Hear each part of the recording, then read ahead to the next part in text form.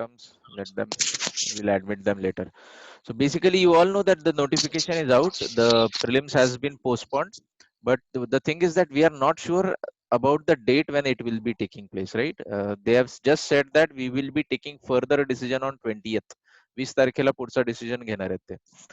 So now seeing whatever situation is there, right? Whatever is happening. Yesterday, liquor shops were open and a few things were open, and the rush that we saw throughout Maharashtra, in fact, throughout India, and particularly in Pune, perhaps असं वाटतंय की इथे आकडे वाढतील आणि सगळीकडेच म्हणजे आणि perhaps हे आणखीन पुढे जाईल. किती पुढे जाईल या क्षणाला कोणालाच काही सांगता येत नाही. It's really very difficult to tell about that. So how should we go about the study right now? Okay, should we continue with the prelims? Should we shift to mains? Should we do both? असे खूप सारे प्रश्न तुमच्या मनात असतील. So simple तुम्हाला formula सांगतो मी. C exact date जर आपल्याला कळाली असती ना की बाबा 31 मे ची आता ती 30 जूनला झाली आहे किंवा 15 ऑगस्टला झाली आहे, तर आपल्याला एक्झॅक्ट किती दिवस पुढे गेली हे ठरवून स्ट्रॅटेजी फिक्स स्ट्रॅटेजी आखता आली असती. पण आता फिक्स स्ट्रॅटेजी आखता येणार नाहीये, कारण गव्हर्नमेंट सुद्धा काय करणार आहे, ज्या क्षणी त्यांना वाटेल की आता आकडे कमी व्हायला लागलेत, त्या क्षणाला ते डिसिजन घेतील की बाबा महिन्याभराने परीक्षा घेणार आहे. त्यांनी त्यांच्या नोटिफिकेशन मध्ये स्पष्टपणे म्हटलंय बघा की we will give candidates at least a months time. Okay, so it won't they won't declare की एक्झाम अगदीच एका आठवड्याने होणार आहे. तर एका महिन्याचा कालावधी ऍटलीस्ट असेल, ज्या दिवशी ते सांगतील की आता ही तारीख एक्झामची आहे. ओके, सो पण ते कधी सांगतील याबद्दल खूपच अनिश्चितता सध्या तरी आपल्याला जाणवते. ओके, श्री. सो अशी अनिश्चितता असताना करायचं काय? सो मी सांगेल की आपण हे कस्टमाइज अभ्यास करूयात. आता तुमच्यापैकी मी जे काही सांगणार आहे ते तुम्हाला ज्याला ज्याला सूट होतं ना त्यानुसार तो फॉर्म्युला तुम्ही वापरा. आता एक गट आपल्यापैकी असा असणार आहे की ज्याला आधीपासूनच राईट, म्हणजे मला माहिती आहे तुमच्यापैकी, कारण तुमचे काउन्सिलिंग राऊंड वगैरे मी अगदी जॅन मध्ये वगैरे पण घेतले होते. आपल्याला खरंच घ्यायचे होते पुढे एप्रिल मध्ये वगैरे, पण ते झाले नाहीत. पण एक गट असा होता की प्रिलिम्स सर यावेळेसची तयारी नीट झालेली नाहीये, स्किप करू की काय, असंही अगदी मला म्हटले होते. ओके, सो हा जो गट आहे की ज्याला स्वतःची प्रिलिम्सची तयारी व्यवस्थित झालेली नाही आहे असं जे वाटत होतं आणि 31 मेच्या तारखेची खूप भीती वाटत होती की 31 मे पर्यंत आता मला करणं शक्य नाहीये, या गटासाठी ही गोल्डन ऑपॉर्च्युनिटी आहे. तुम्ही आता पूर्ण जोमाने फक्त आणि फक्त प्रिलिम्सचाच अभ्यास करायला पाहिजे. तुम्ही मेन्स बिन्सच्या भानगडीत पडण्याचं काहीच कारण नाही आहे. राईट, म्हणजे जॅन मध्ये फेब मध्ये असताना आपल्याला खूप टेन्शन आलं होतं की सर माझं 31 मे पर्यंत शक्यच होणार नाही. Right, so this is a golden opportunity for you. तुम्ही आता ते 10-12 तास फुल अभ्यास करून फक्त आणि फक्त प्रिलिम्सच करावा असं माझं प्रामाणिक मत असेल. राईट, प्रिलिम्सचा अभ्यास झालेला नाही आणि उगीच सगळेजण म्हणतायत की आता प्रिलिम्स लांब जाणार आहे मग मेन्स केलेला बरा वगैरे वगैरे, असं उगीच सगळेजण म्हणतायत म्हणून ह्या गटाने तिकडे जाऊ नये. राईट, ज्यांचा प्रिलिम्स वर अजूनही कमांड आलेली नाही, ज्यांना अजूनही प्रिलिम्स बद्दल कॉन्फिडन्स वाटत नाही, ज्यांचे प्रिलिम्सचे आणखीन बरेच पुस्तकं वाचायची राहिलेली आहेत, त्यांनी हा वेळ माझ्या मते प्रिलिम्सलाच कन्सॉलिडेट करण्यामध्ये घालवावा. Okay, this will be the first group. Then second group असा असेल की ज्याचा प्रिलिम्स मध्ये बऱ्यापैकी कमांड आलेली आहे. ओके, ओव्हर आतापर्यंत आपल्या 22-23 टेस्ट झाल्यात, जास्त मला वाटतं 24 टेस्ट झाल्यात बहुतेक. त्या टेस्ट मधनही तुम्हाला फीडबॅक आला असेल. तुम्ही इंडिव्हिज्युअली सुद्धा खूप साऱ्या टेस्ट वेगवेगळ्या अजून इन्स्टिट्यूटच्या किंवा ज्या काही मार्केटमध्ये अवेलेबल आहेत त्या सोडवलेल्या आहेत. सो त्याच्यावरनं तुम्हाला एक अंदाज आलेला असेल आणि आपल्याला एक अंदाज असतो साधारणपणे की बाबा मी माझा अभ्यास बरा झालाय की नाही झालाय. सो सेकंड जो गट आहे तो असा असेल की माझा अभ्यास बऱ्यापैकी झालेला आहे प्रिलिम्स, की बाबा चला आता एक शेवटचे 15-20 दिवस किंवा महिनाभर चांगलं रिवाइज केलं तर प्रिलिम्स माझ्या हातामध्ये आहे. राईट, हा एक गट असेल. आता ह्या गटामध्ये आपण दोन कॅटेगरीज करूयात परत. ओके, ह्या गटामध्ये परत दोन कॅटेगरीज करूयात आपण.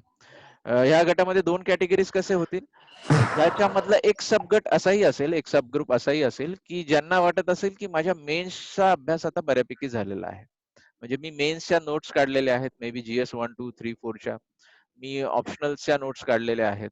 ओके, मे बी 70-80% नोट्स माझ्या काढून झालेल्या आहेत. राईट, असा एक गट असू शकेल तुमच्यापैकी.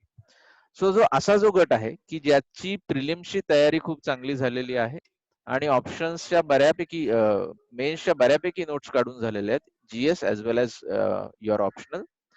अशा गटाला मी सुचवेल की तुम्ही मेन्सच्या आन्सर रायटिंगला सुद्धा आता सुरुवात करायला हरकत नाही. ओके. सो तुमचा फॉर्म्युला 30-70 फॉर्म्युला असायला काही हरकत नाही. 30% टाइम फॉर युअर मेन्स आणि 70% time for your prelims. So 10 तास आपण अभ्यास करत असू दिवसामध्ये, तर 3 तास आपण मे बी मेन्सचा करू आणि 7 तास आपण प्रिलिम्सचा करू. आणखीनही मी त्यांनाही सुचवेल, की मॅक्सिमम टाइम त्यांचा सुद्धा प्रिलिम्सलाच असू द्या. कारण आपण एकदाही प्रिलिम्स अजून क्लिअर केलेली नाही आहे. त्यामुळे 100% मेन्सकडे जाण्यात काही पॉइंट नाही. पण तुमच्या नोट्स जर मेन्सच्या वगैरे व्यवस्थित काढून झालेल्या असतील, तर व्हॉट यू कॅन डू आणि that will help you a lot is दररोज कमीत कमी 5 प्रश्नांची उत्तरं लिहायची. राईट? कुठलेही 5 प्रश्न. Start with previous years question papers. Right? जीएसचे अल्टरनेट करा, की आज एक दिवस मी जीएसचे लिहील, उद्या ऑप्शनलचे लिहील. परत पुढच्या दिवशी जीएस लिहील, त्याच्या पुढच्या दिवशी ऑप्शनलचे लिहील. So you can write alternately. So 5 questions per day actual answer लिहून काढायचे. 150 शब्द, 250 शब्द जे काय असतील ते. आणि आणखीन ऍडिशनल 5 प्रश्नांचं ब्रेन स्टॉर्मिंग करायचं. सो बेसिकली रोज 10 प्रश्न मेन्सचे हाताळायचे. 3 तासाच्या स्पॅन मध्ये. खूप झाला 3 तास. राईट? परीक्षेमध्ये आपल्याला 3 तासामध्ये 20 प्रश्न करायचे असतात. सो आपण इथे 3 तासामध्ये 10 प्रश्न करू. सो ऑलमोस्ट दुप्पट वेळ आपण घेतोय. राईट? आणि मग ते कसे करायचे, की 5 प्रश्न लिहून काढायचे प्रॉपर. 150 शब्दांमध्ये उत्तर, 250 शब्दांमध्ये उत्तर जे काय असेल ते. आणि 5 प्रश्नांचे फक्त पॉइंट्स काढायचे. ब्रेन स्टॉर्मिंग, की याच्यात मी इंट्रोडक्शन कसं करेल, काय-काय मुद्दे आले पाहिजे, काय-काय आर्ग्युमेंट्स आले पाहिजेत, काय कन्क्लुजन केलं पाहिजे. सो असं तुम्ही ऍटलीस्ट 10 प्रश्न रोज टॅकल करायला हरकत नाही. ज्यांच्या नोट्स वगैरे सगळं काढून झालेले आहेत. ओके.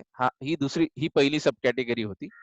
आणि दुसरी सब कॅटेगरी अशी असेल, की प्रिलिम्सचा अभ्यास झालेला आहे बऱ्यापैकी, पण मेन्सच्या नोट्स वगैरे अजून काढून झालेल्या नाही आहेत. मग अशा कॅटेगरीने आता काय करावं, की तुम्ही जो काही मेन्सच्या नोट्स काढायच्या पेंडिंग आहेत, सो रोजचे 3-1 तास त्या मेन्सच्या नोट्स मेकिंगला द्यायला काही हरकत नाही. आणि यातही अल्टरनेट असायला काही हरकत नाही, की आज जीएसचे काढतोय, उद्या ऑप्शनलचे काढतोय.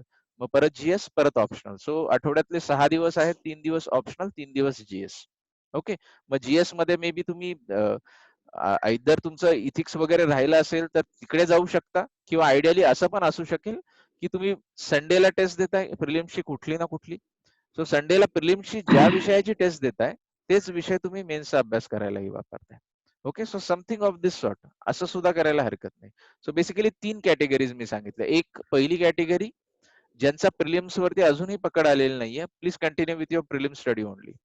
राईट? कारण this is a golden opportunity. परीक्षा जर अजून 2 महिने पुढे गेली, तर तुम्हाला चान्स आहे ते सगळं कव्हर अप करायला. म्हणजे ह्या वर्षी माझी प्रिलिम्स सुटते की काय, अशी जी भीती अनेकांना वाटत होती, त्यांना ही खूप सुवर्ण संधी आहे, की याच वर्षी तुम्हाला प्रिलिम्स क्लिअर करता येईल. राईट? दुसरी category, just start answer writing. Right? Prelims हातामध्ये आहे, नोट्स बऱ्यापैकी मेन्सच्या तयार झालेल्या आहेत. तुम्ही फक्त आन्सर रायटिंग करत राहा. Answer writing 5 questions per day आणि brainstorming 5 questions per day. आणि थर्ड कॅटेगरी, प्रिलिम्स चांगली झालेली आहे, पण मेन्सच्या नोट्स झालेल्या नाही आहेत, ऑप्शनलच्या नोट्स झालेल्या नाहीत. You start making your notes. Okay. This is what I would suggest. बाकी आपलं नेहमीप्रमाणे रुटीनचं मी सांगण्याची काही आवश्यकता नाही. म्हणजे आता अगदी ते तुम्हालाही तोंडपाठ झालंय, की you should have exercise every day, you should have some meditation every day. Okay. हे व्हायला हवं. आणि हे घरी गेल्यामुळे काही जणांचं होत नसेल, तर सी आता you shouldn't be giving those reasons. Right? You are all adult, 21, 22, 23 years of age. त्यामुळे सर मला जमत नाहीये, हे उत्तर अपेक्षित नाहीये. मी तुम्हाला एक सिंपल लॉजिक देतो बघा.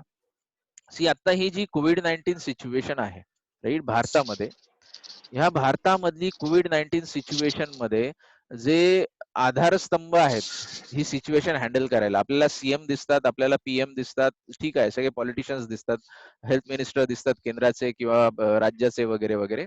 पण ऍक्च्युअली ग्राउंड वरती काम करणारी मंडळी कोण आहेत माहितीये का? ही सगळी तुमची IAS IPS मंडळी आहेत. राईट? सब डिव्हिजनल ऑफिसर्स आहेत, किंवा कलेक्टर्स आहेत, किंवा तुमचे DYSP आहेत, ACPs आहेत, SPs आहेत.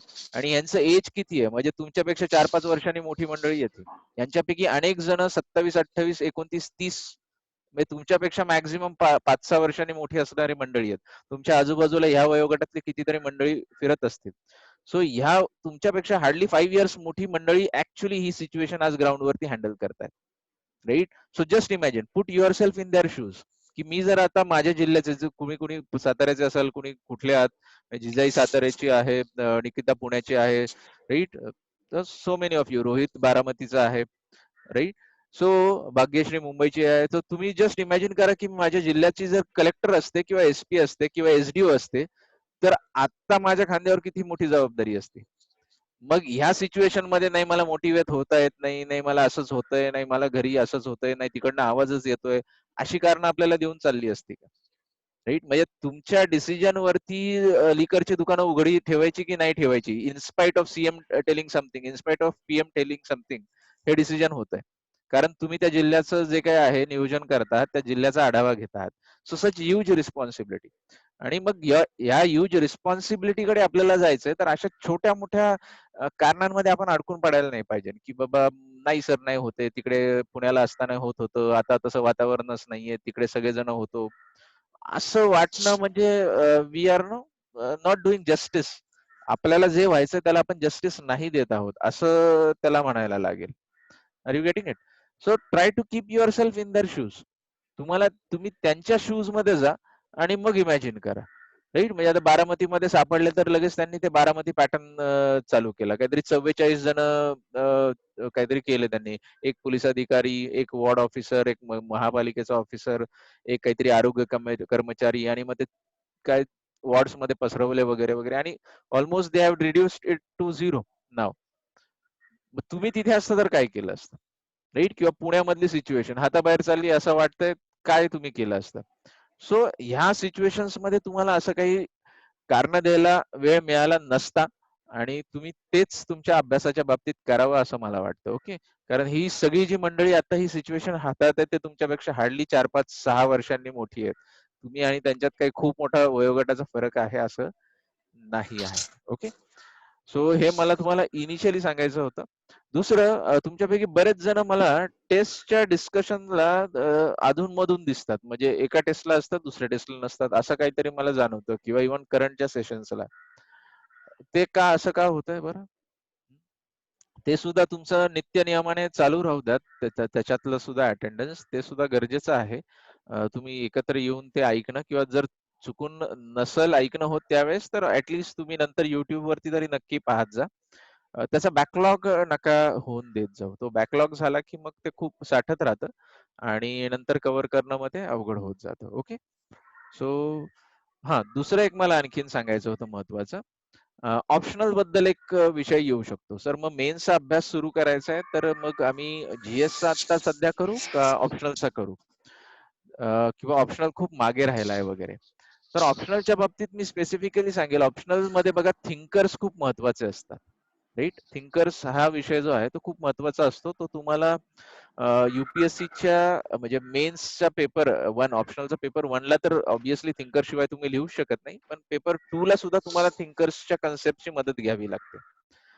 सो आता ह्या मेन्सच्या अभ्यासामध्ये तुम्ही असंही करू शकता, की every day you read one thinker. Okay, every day one thinker आणि त्या थिंकर वाचायचं, त्याच्यावरती ब्रेनस्टॉर्म करायचं आणि त्याला बाजूला ठेवायचं. एवढं जरी तुम्ही सध्या केलंत, कारण प्रत्येक विषयात थिंकर आहेत. म्हणजे तुम्ही पॉल सायन्समध्ये आहेत, सोशिओलॉजीमध्ये आहेत, पब्लिक ॲडमिनिस्ट्रेशनमध्ये आहेत. ओके, ऑलमोस्ट सगळ्या विषयांमध्ये थिंकर्स आहेत, राइट? जिओग्राफी घेतलात तर त्याच्यात वेगवेगळे मॉडेल्स, थिअरीज वगैरे आहेत. सो त्या अँगलने थिंकर्स आहेत त्याच्यामध्ये.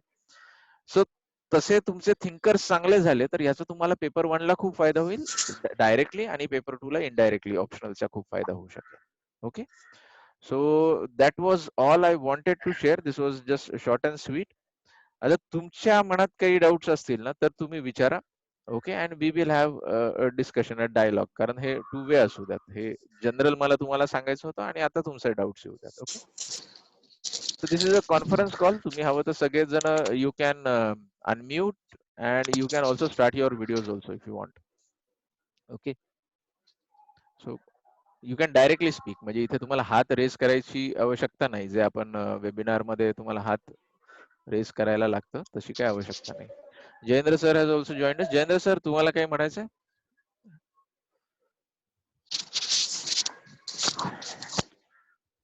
हा, हॅलो.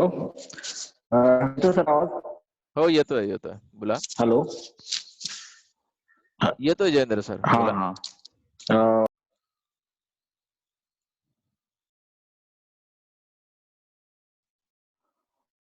सर डिस्कनेक्ट झालेत बहुतेक.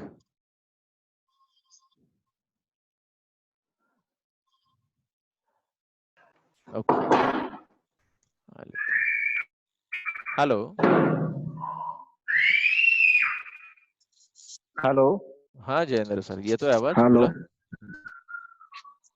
हा हा हा सरांनी ऑलमोस्ट सगळे मुद्दे म्हणजे क्लिअर केलेले आहेत, की या प्लॅनिंग मध्ये काय करायचं आपल्याला. म्हणजे ते काय की 20 तारखेला आपल्याला हे करणार आहेत, डेट देणार आहेत, राईट. तर सरांनी बरोबर केलंय की लगेच मेन्सचा अभ्यास सुरू करायचा की काय. तर सगळ्यात इम्पॉर्टंट फॅक्टर हा आहे, कॅटेगरायझेशन सरांनी सांगितलं तुम्ही स्ट्रिक्टली फॉलो करा.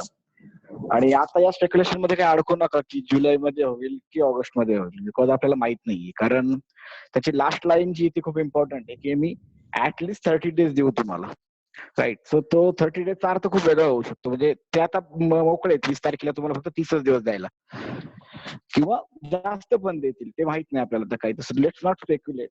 तुमचं जर खरंच तुम्हाला वाटत असेल की आता अभ्यास आपला झालाय बऱ्यापैकी, जस्ट रिव्हिजनचा मॅटर चालू आहे, फक्त नवीन वाचायला फारसं काही नाहीये, सगळं वाचून झाले आणि 1-2 वेळा रिव्हिजन पण झालेली त्याची, इन दॅट केस तुम्ही सुरू करा मग आता.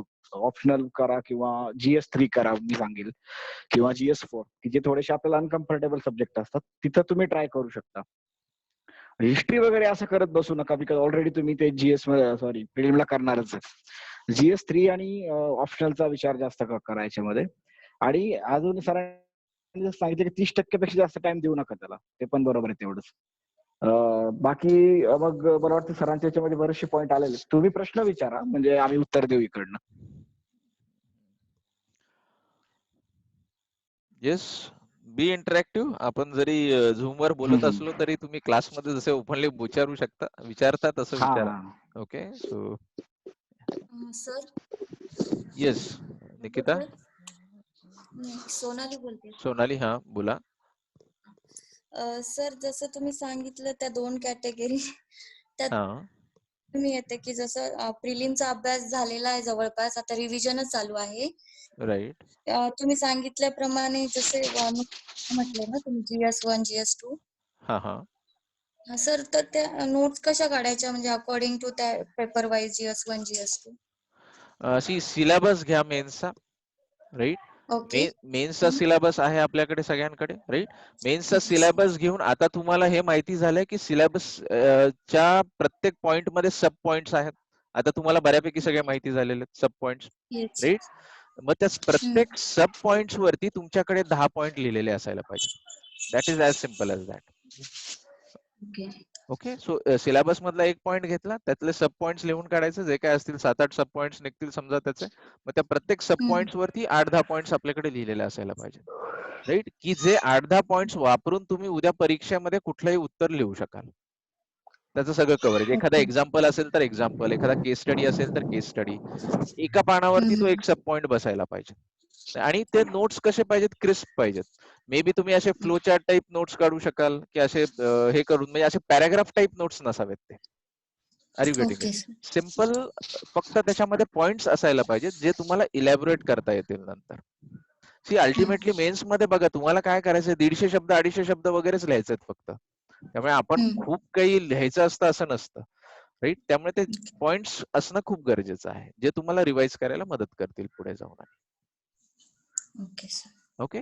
आणि नोट्स करताना काय करा, की जे पान आहे तुमचं त्याचं डिव्हिजन करा 1/3 आणि 2/3. सो तुम्ही 2/3 पानामध्येच लिहायचं आणि 1/3 पान हे रिकामं सोडायचं. ओके. जेणेकरून पुढे जाऊन असं बऱ्याचदा होतं की आपण आणखीन एखादं पुस्तक हातात येतं, त्यात एक वेगळा ऍडिशनल पॉईंट मिळतो, तिथे पटकन व्हॅल्यू ऍड करायचं, लगेच लिहून टाकायचं. एखादं मासिक वाचतो आपण किंवा न्यूजपेपर वाचतो, त्याच्यामध्ये काहीतरी एक्झाम्पल आलेलं असतं, तिथे लगेच ते व्हॅल्यू ऍड करून टाकायचं. सो 1/3 पेज हे रिकामं सोडायचं, सरळ त्याला फोल्डच करायचं 1/3 एका बाजूने, आणि 2/3 मध्ये फक्त आपले पॉइंट्स लिहायचे. सो भविष्यात कधी काही आपल्याला ऍडिशनल पॉईंट मिळालं की तिथे ते लिहिता येतं आपल्याला. Okay sir.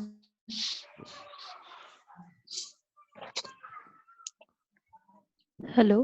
पण हे सगळं करताना लक्षात ठेवा की 70% टाइम तुमचा अजूनही प्रिलिम्स वरच असायला हवा. ज्यांना असं जरी वाटत असेल की प्रिलिम्स माझी खूप हातात आहे तरी सुद्धा, ओके, तिथे दुर्लक्ष नको. Okay. Yes yes hello sir. Yes Nikita, go ahead. Yes, sir. Good evening, sir. Good evening. Sir, actually, regarding the dates, actually the CA final exam, even they are the All India exams, so they were actually scheduled to be held on 1st of May. Then Right. initially they were postponed to 19th June, and now they have been postponed directly to 29th July. So almost a 3 months delay. Right. So, Right. sir, uh, can it be speculated that even the civil services exam would go up to that extent to July or August, or like maybe they'll be conducted in the end of June itself? And to be very honest, the speculation is not possible right now. See, understand that CA exams are conducted by some different organization. Our civil services are conducted by UPSC. So totally two different entities, right? So in that way, there is no relation between both of these entities with respect to conducting the examination. Second thing, with respect to UPSC, still the interview test, that is a personality test of the last year is pending. Okay, I think 10 days of personality test is still pending.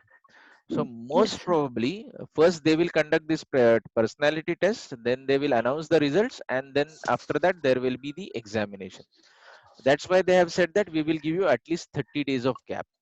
Now it entirely depends upon the COVID-19 situation. Okay, म्हणजे सीएच्या एक्झामने सीएच्या बॉडीने जरी सांगितलं असेल की जुलै एंडला आम्ही घेऊ, पण जर आकडे खूप वाढले तर I think they will postpone it further also. Yes, sir. So it is very fluid, to be very honest right now. It totally depends upon how this COVID-19 situation unfolds. म्हणजे आकडे जर असं जर झालं, आपण मे एंड पर्यंत सगळं छान झालं, सगळे एकदम 14 दिवस झाले तरी कुणाकडे कुठेही नवीन रुग्ण सापडत नाही आहेत, जे काय आहेत ते सगळे रिकव्हर व्हायला लागलेले आहेत, कंटेनमेंट झोन सगळे फ्री व्हायला लागलेत. असं जर चांगला पिक्चर जर पुढे आलं तर कदाचित आपली जून एंडलाच एक्झाम होऊन जाईल, राईट. आणि असं जर झालं तर आकडे खूप वाढतायत, आता 40,000 80,000 पोहोचले, सगळीकडे अजून वाढतायत, तर प्रॉब्ली त्याच्याही आणखीन पुढे जाईल. So आता हे speculation is very difficult right now. So better not speculate about it. Better not speculate. Okay, sir. Okay, just And divide sir, your study. That's the best thing we can do. okay, sir. And sir, I had another doubt actually. So regarding current affairs, usually we study up to April. So now should we continue with May and June also? Yes, yes, yes. You need to continue. Karan, the paper perhaps would be set at a later on date now. Okay. So when they declare the exam, that would be the day when you stop reading the current for the prelims. Right, कारण त्यांनी स्वतः म्हणलं की आम्ही महिनाभराचा कालावधी देऊ. So perhaps paper ते त्याच वेळेस काढतील, राईट. मग टू पॉसिबिलिटीज आर देअर. त्यांनी पेपर ऑलरेडी आता काढून ठेवलेला असू शकतो, right. We are not aware of that. आणि नंतर त्यावेळेसही निघू शकेल. पण दुसरीच पॉसिबिलिटी जास्त आहे, कारण जनरली पेपर हा परीक्षेच्या साधारणपणे 3 आठवडे आधी सेट होतो. सो आता मेच्या फर्स्ट वीक मध्ये सेट व्हायला हवा होता तो पेपर, पण आता COVID-19 सिच्युएशन आहे तर मला नाही वाटत त्यांनी सेट केला असेल. So better you keep on studying, right. ज्या दिवशी ते डिक्लेअर करतील की बाबा 30 दिवसांनी परीक्षा आहे, त्या दिवशी आपण करंट वाचायचं थांबवायला हरकत नाही. Okay, sir. Thank you so much, sir.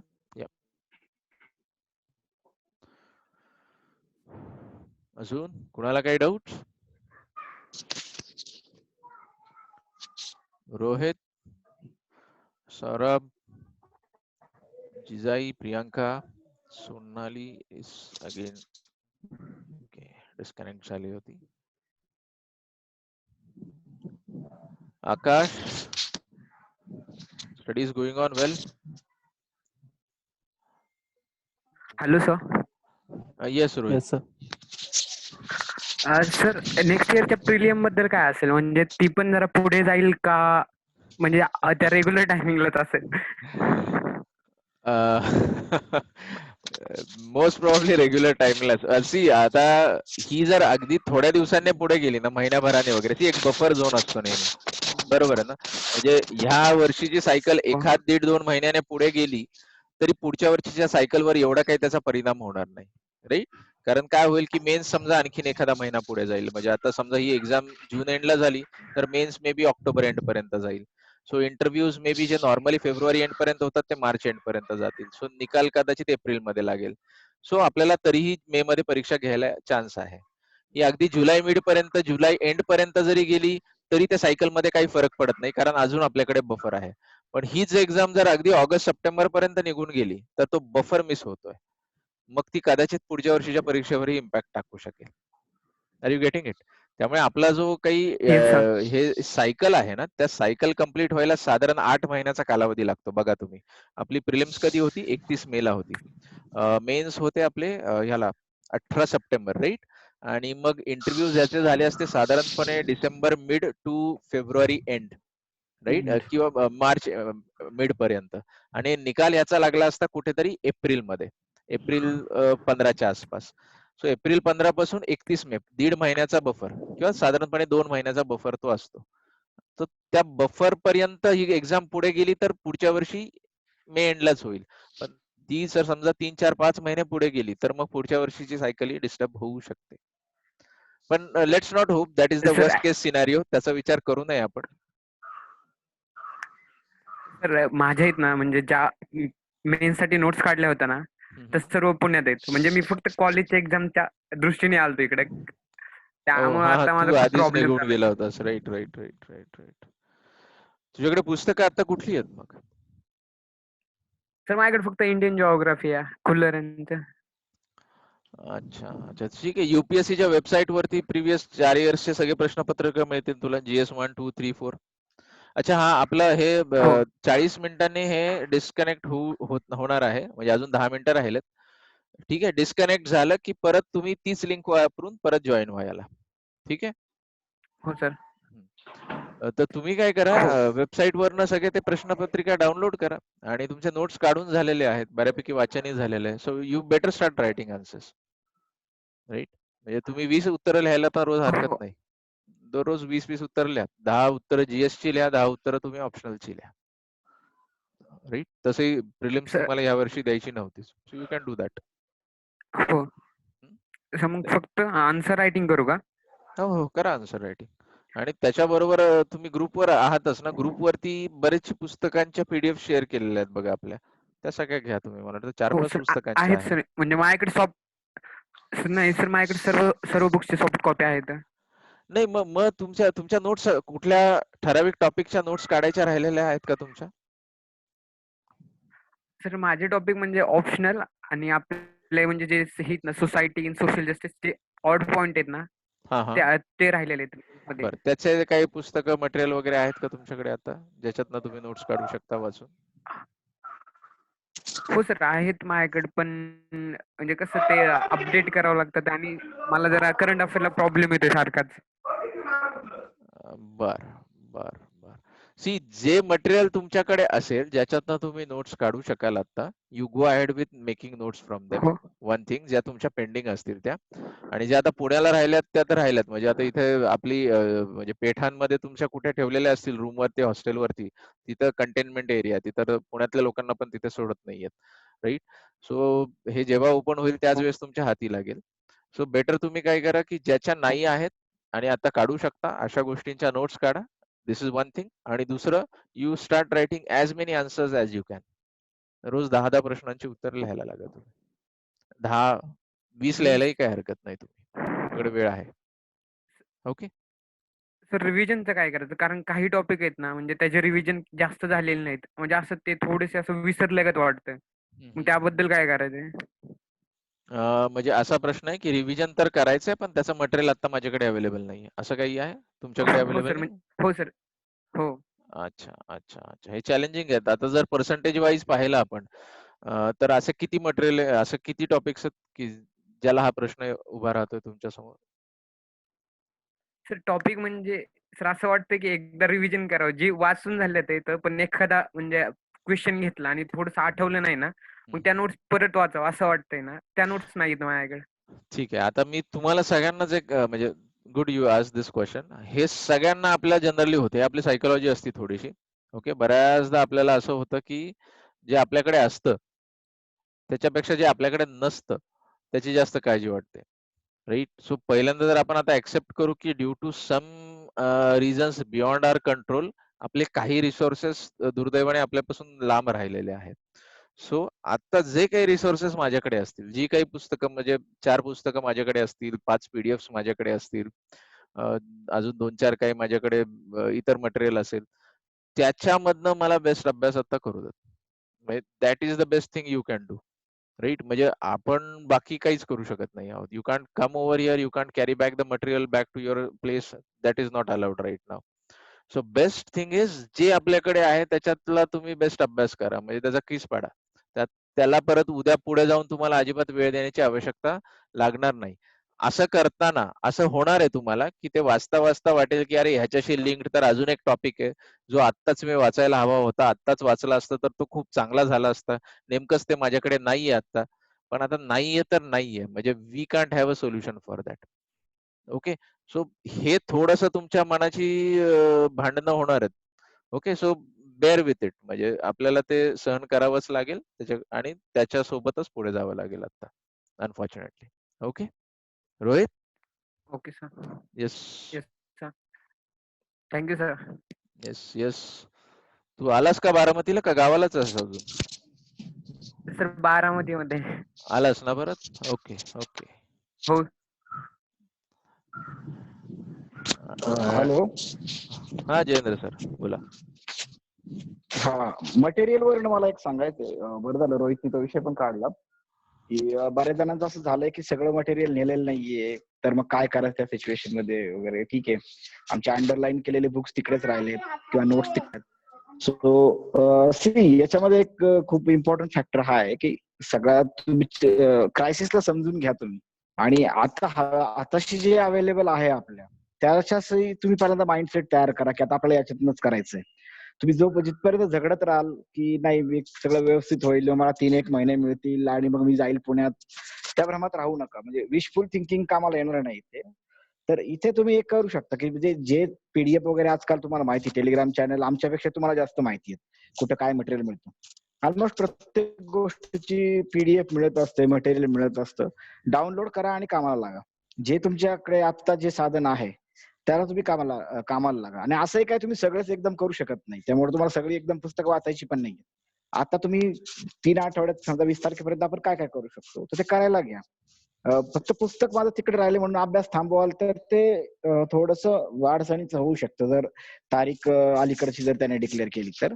त्यामुळे एक माइंडसेट आता बदलून घ्या तुमचा की हाताशी जे आहे ते. आणि एक अधिकाऱ्यासाठी पण ही गोष्ट खूप इम्पॉर्टंट असते की बदलत्या सिच्युएशन मध्ये तुम्हाला डिसिजन घेता आले पाहिजेत पटपट. ही तर तुमची खरी निशाणी असते अधिकाऱ्याची. तर हे तसं समजा, आणि रादर तसं आहेच आहे. हे तसं समजा की आता आपल्याला आहे त्या परिस्थितीत काय काय करता येईल, what is the best solution. तर मला वाटतं मटेरियलची म्हणजे तुम्ही वाचलेलं पुस्तक कॉपी नसेल ती, तर कॉपीच अवेलेबल होत नाही हे काय पटत नाहीये. पीडीएफ वगैरे जवळपास प्रत्येक गोष्टीच्या अवेलेबल आहेत, तर त्या वापरायला सुरुवात करा तुम्ही आता. Nikhil sir. Okay. Fine, fine.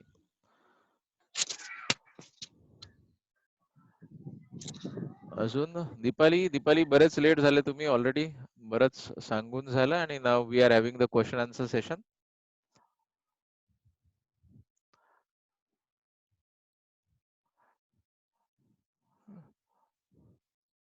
पण मी हे रेकॉर्ड करतोय. Okay. I will if possible share it on the group also. You can listen to it afterwards. आणि कुणाला काही डाऊट्स?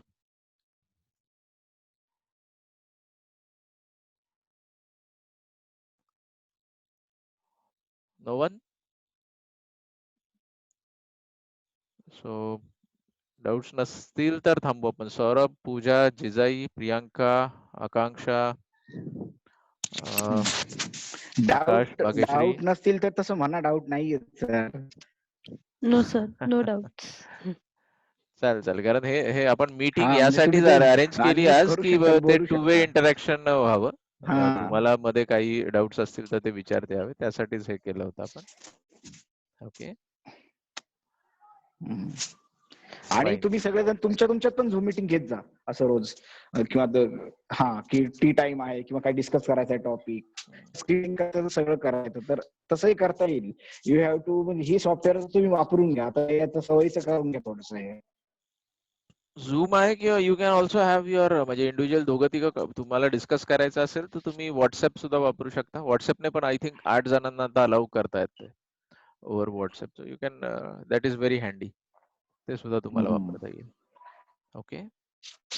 सो दीपाली जॉईन केलंय तुम्ही आता. तुम्हाला काही doubt? You want to ask something?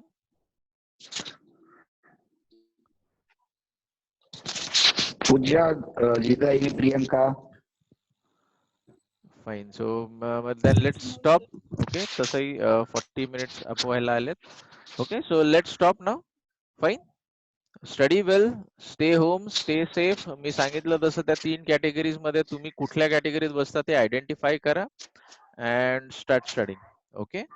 Fine. Best of luck. Okay. Be prepare Thank you, sir. For the test and all those things. चालेल. चला मग थांबूयात आपण आता. ओके. जयेंद्र सर, काय ऍड करायचं तुम्हाला? नाही, याच्यात काय सगळं रिटर्न एक बनवूयात आपण की रिटर्न कॉपी, की याच्यात काय काय करायचं लॉकडाऊन मध्ये, म्हणजे आता या प्लॅनिंग मध्ये. तर ते सगळ्यांना मिळेल. त्याच्यात मी ह्या मीटिंगचे पॉईंट पण ऍड करेल आणि अजून काय सुचलं तर ते पण ऍड करेल. ते ठीक शेअर आहे. करू आणि ते आपण तुम्ही ग्रुपवर. कधी कॉल करू शकता, कनेक्ट करा. हा, आणि कुठल्याही फॅकल्टीला तुम्ही लगेच कनेक्ट करू शकता की तुम्हाला काही डाऊट आले किंवा तुम्हाला काउन्सिलिंगची गरज असेल. मीटिंगची किंवा याची वाट पाहिजे असं काही नाही. आपलं हे चालूच राहणार आहे. स्टील तुम्ही तुमच्या बाजूने हे करू शकता.